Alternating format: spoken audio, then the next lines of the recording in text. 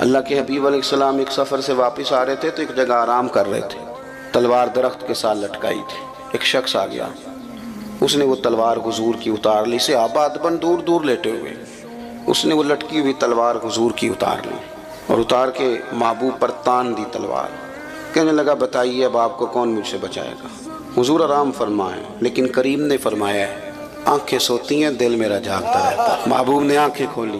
اب میں تقریر کر رہا ہوں نا تو آپ سن رہے ہیں، تو یہ بڑا سادہ سا کام ہے، آسان سا کہہ دینا سن لینا، لیکن اگر کوئی بندہ آ جائے اچانک اور ایسے پستول کر دے چاہے خالی ہو تو جو حال ہوتا ہے وہ آپ غور کر لیں کس طرح کا ہوتا ہے، لیکن وہ جو کیفیت ہوتی ہے نا، مطلب ہاتھ پورا موبائل کی طرف بھی نہیں جاتا بندے کا، وہ کہتا ہے کہ کوئی پتہ نہیں اب کیا بننے لگا ہے۔ یہ مفت کا خوف ہے، اور یہ بڑے کم لوگ ہوتے ہیں جو نڈار ہوتے ہیں، دعویٰ سارے کرتے ہیں، لیکن حضور ہمیں کس طرح کا نظریہ دے رہے ہیں۔ میں بڑی اہم بات آپ جوانوں کو سمجھانا چاہ رہا ہوں، خدا را نکل آؤ یار، اب تو کچی کچی باتیں سن کے نا، وہ کہتے ہیں نا یہ بھی پیر صاحب آئے ہیں تو یہ جناب فلاں مسئلہ اڑ گیا، فلاں مسئلہ اڑ گیا جی، میں نے تو بڑے بڑے لوگوں کو دکھایا جی مجھے، بلکہ اب تو لوگ یہ بھی کہتے ہیں کہ تسی بھی کوئی استخارہ کر کے دسو۔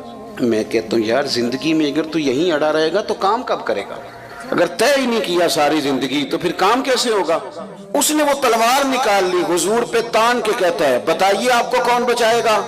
حضور لیٹیں، کوئی پریشانی نہیں، آزمائش نہیں۔ جب اس نے دوبارہ پوچھا تو حضور مسکرائے، یہاں مسکرانا کمال ہے، اور مسکرا کے فرمایا مجھے میرا رب بچائے گا، مجھے میرا اللہ بچائے گا۔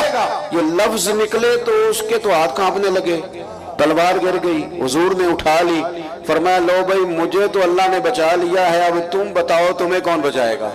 اب وہ بولا، عرض کرنے لگا محبوب میں نے سنا ہے آپ بڑے ہی معاف کر دینے والے ہیں، اب یہ بھی کمال دیکھیں، ہم بھی معافی دیتے ہیں پر بڑی ساری باتیں سنا کے، تب تو یہ کہتا تھا، پہلے تو ڈینگے مار، بڑی کہانیاں سنا کے معافی دیتے ہیں، فوراً نہیں دیتے۔ اس نے کہا بڑے ہی معاف کرنے والے ہیں تو محبوب نے اگلا جملہ ہی نہیں کہا، فرمایا جا پھر میں نے تجھے معاف کیا۔